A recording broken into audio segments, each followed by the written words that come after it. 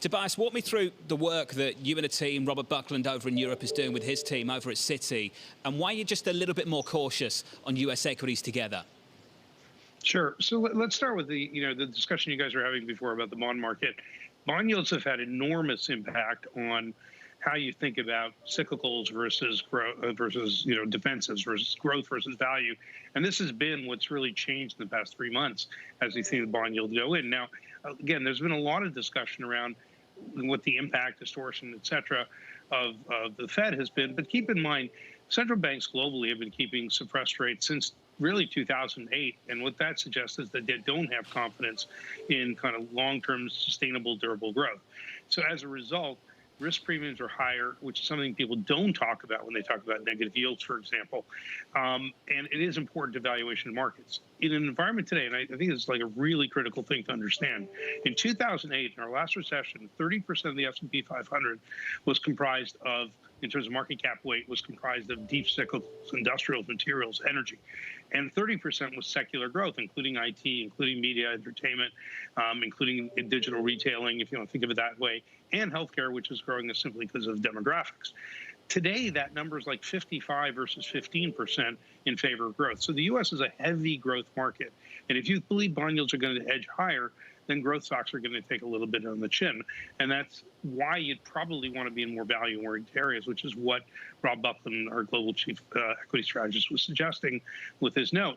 One last point, Jabaz Mathai, who's our brain strategist, looking at that 2% number, really pointed out very significantly that because tax collections really stepped up meaningfully in June, remember we distorted the time frame for collecting it. Instead of April 15th, it was June 16th.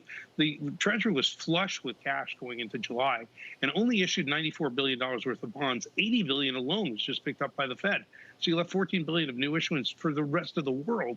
That's going to have impact on that bond yield. And it's another one of those distortions that are sitting in markets today. 115.22 on a nominal 10-year yield. You guys are looking for that move back towards 2%. So, Tobias, for an international story, I understand from Robert Buckland, Japan, UK, deep value, I've got all that. From a US perspective, Tobias, can you just walk me through the sector preference right now for you and the team? So we're a little bit mixed on that. We do like capital goods. We do like consumer discretionary, but very specifically within retail and consumer services. We're not chasing consumer durables and apparel. We're not chasing autos. We think those are probably not interesting to us. And then we like financials. We like banks. We like insurance, more neutral and diversified financials today. And those are, excuse me, those are more value cyclical oriented groups. So from that perspective, we are there. We're not totally out of growth. We're not saying run like hell, because tech, hardware, and equipment, we're still an overweight on. We do have a downgrade watch there, but we're still an overweight because we think it's part of the capital spending cycle. These glide paths, Tobias, to the Citigroup outcome, can they be affected with stability? Or do you see significant volatility where along the path we enjoy VIX 30 or even worser? Is that a word, worser? CFA level 2. But let's kind of go through this process. I'm not actually worried if the VIX is at 30, and I'm not actually worried if the VIX is at 15. Where I get very worried is between 20 and 30, because that tends to be the problem area for the markets historically. You have about, if the VIX was at 15 or 35, in both instances, you have about an 88% probability the markets will be higher 12 months later. So it's not those edges. It's crossing over in that 20-30 range that you need to be a little bit more worried. And I do think you have some potential for volatility. There are 4 catalysts that are disconcerting, if you like, for us, that possibly could all coalesce around September. Tapering, inflation being a little bit more persistent, profit margin pressures because costs go up because of supply chain challenges, for example, and you can't as easily make it up on pricing.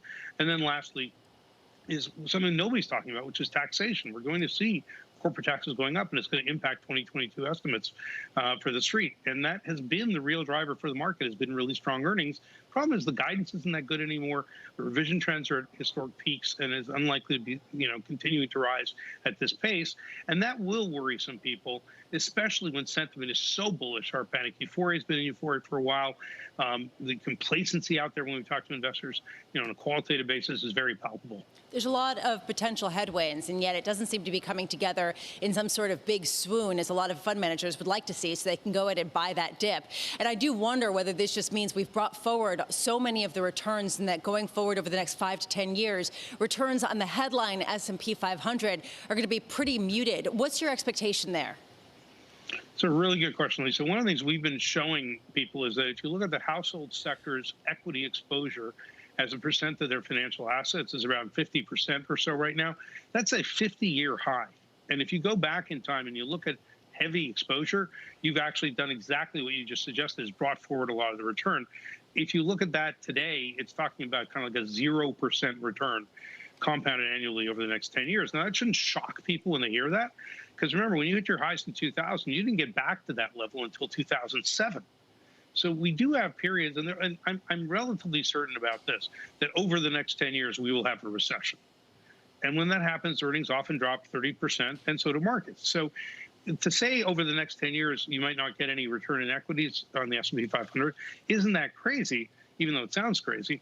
But it means that you probably have to be much more of an active investor, and passive vehicles may become less interesting to investors over the next decade.